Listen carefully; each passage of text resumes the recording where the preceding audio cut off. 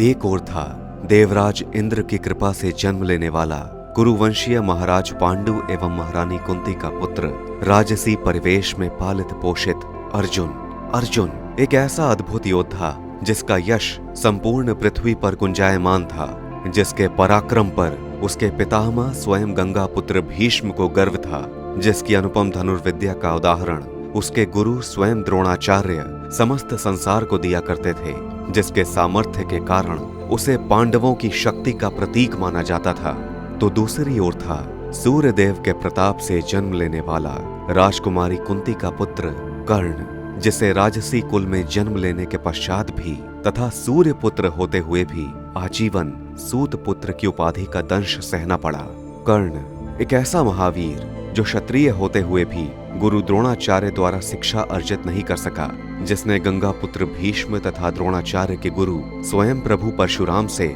शिक्षा का प्रसाद तथा श्राप की व्यथा प्राप्त की, जिसके सामर्थ्य के होते हुए भी कौरवों की शक्ति पर संशय विद्यमान था। यदि आपको कहा जाता है कि इन दोनों महायोद्धाओं में से किसी एक का चयन करना है, तो आप किसका चयन करते?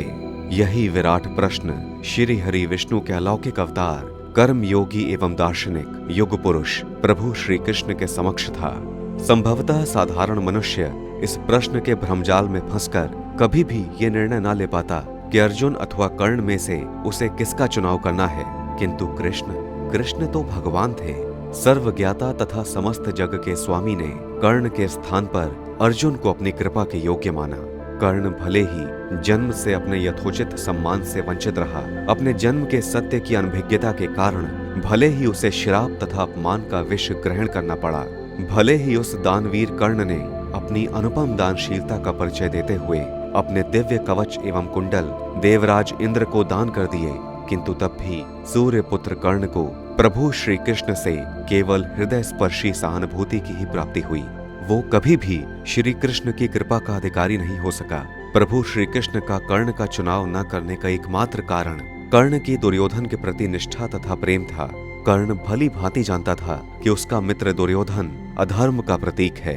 किंतु फिर भी उसने दुर्योधन का साथ नहीं छोड़ा तथा इस प्रकार अधर्म के प्रति ही निष्ठावान रहा। उसने कभी भी दुर्योधन को अधर्म के मार्ग पर चलने से नहीं रोका, अपितु स्वयं उसके पापों में उसका साथ देता रहा। अपनी उपेक्षाओं एवं अपमानों के घाव से रक्त रंजित कर्ण ने अधर्म के साथ मित्र धर्म के पालन को धर्म के पालन से सर्वोपरि माना, किंतु दुर्योधन की मित्रता के ऋण से दबा कर्ण वास्तविक मित्र धर्म का भी पालन नहीं कर सका, क्योंकि वास्तविक मित्रता तो वो होती है जो मित्र को सत्य असत्य तथा उचित अनुचित का भेद स्पष्ट करे, जो मित्र को अधर्म के मार्ग पर चलने से न केवल रोके, अपितु मित्र को जीवन में धर्म के मार्ग पर लेकर आगे बढ़े। यही वास्तविक अनुपम मित्रता थी प्रभु श्री कृष्ण एवं अर्जुन की। जब जब अर्जुन विचलित सा अपने कर्तव्य पथ से दिग्भ्रमित होता था, तब तब प्रभु श्री कृष्ण अर्जुन के सारथी के रूप में उसे धर्म के ज्ञान से आलोकित करते थे तथा इस प्रकार अपने भक्त को